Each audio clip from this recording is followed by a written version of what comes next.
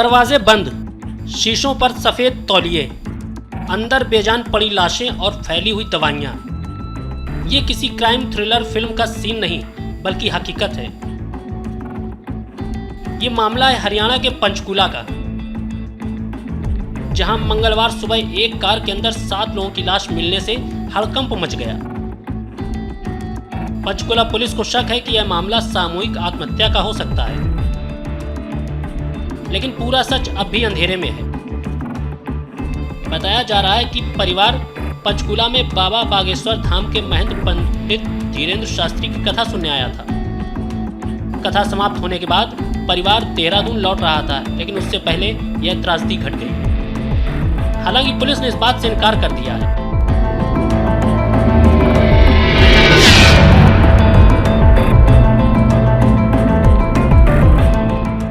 पंचकूला में एक ही परिवार के 7 लोगों की आत्महत्या करने की खबर फैलते ही चारों तरफ हड़कंप मच गया।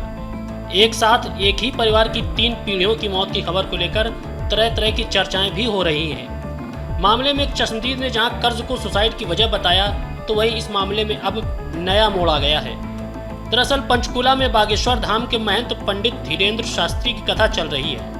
एक चश्मदीद के मुताबिक सेक्टर 27 में कार खड़ी थी।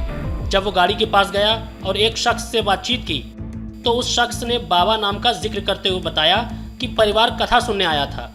जब उन लोगों को शहर में कमरा नहीं मिला तो सेक्टर 27 इलाके में कार खड़ी करके आराम करने लगे। इस बात को सुनने के बाद जब चश्मदीद को शक हुआ और उसने गाड़ी के अंदर देखा, तो 6 लोग बेसुध पड़े थे। उन लोगों को उठाने का प्रयास करने पर भी जब वो नहीं उठे, तो चश्मदीद ने उस एक शख्स से जोर देकर पूछा, तो उसने बताया कि सभी ने कर्ज के बोझ तले दबे होने की वजह से सुसाइड कर लिया है। कार में बैठे शख्स ने बताया कि परिवार में करोड़पति भी हैं, लेकिन किसी ने भी बुरे वक्त में मदद नहीं की, जिस वजह से हम लोगों से कर्ज का बोझ सहा नहीं गया और सुसाइड करने का फैसला कर लिया। इतना बताते ही शख्स की तबीयत भी खराब होने लगी, जिसे आनन फानन में अस्पताल में भर्ती कराया गया, जहाँ उसकी भी मौत हो गई। सुसाइड करने वालों में देहरादून के रहने वाले प्रवीण मित्तल और उनके पिता देशराज मित्तल, मां, पत्नी समेत 3 बच्चे भी शामिल थे। सूचना मिलने के बाद डीसीपी हिमाद्री कौशिक समेत अन्य वरिष्ठ पुलिस अधिकारी मौके पर पहुंचे। वहीं मीडिया रिपोर्ट्स के मुताबिक प्रवीण मित्तल ने कुछ समय पहले देहरादून में टूर एंड ट्रेवल का कारोबार शुरू किया था, जो चल नहीं पाया। इस कारोबार में उनको भारी घाटा हुआ, इसी कारण परिवार कर्ज में डूब गया था। वहीं इस पूरे मामले में अब कथा का एंगल भी जुड़ गया है। दरअसल जब कथा के एंगल को लेकर डीसीपी क्राइम अमित दहिया से बातचीत की गई, तो उन्होंने मीडिया को बताया कि नहीं, ऐसा नहीं है, क्योंकि कुछ सीसीटीवी फुटेज मेरे पास आई हैं, 6:45 बजे की हैं और सेक्टर 27 के अंदर फुटेज के अंदर गाड़ी खड़ी हुई दिखाई दी है। वहीं इस पूरे मामले में चश्मदीद का कहना है कि गाड़ी में जिस शख्स से उसने बातचीत की थी, उसने बाबा का जिक्र किया था, जबकि पुलिस ने बाबा बागेश्वर की कथा में परिवार के शामिल होने से इनकार किया है।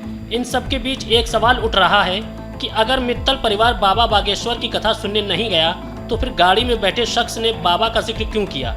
क्या वो किसी और बाबा का जिक्र कर रहा था? इस पूरी घटना को लेकर सवाल ये उठ रहा है कि ये सिर्फ सुसाइड का मामला है या फिर इस पूरी घटना में तंत्र मंत्र का भी कोई रोल है, क्योंकि मिनट दर मिनट घटना से जुड़े नए नए खुलासे हो रहे हैं। हालांकि पूरी घटना की जांच के लिए 5 टीमें बनाई गई हैं, जो इसकी हर एंगल से जांच में जुटी हुई हैं।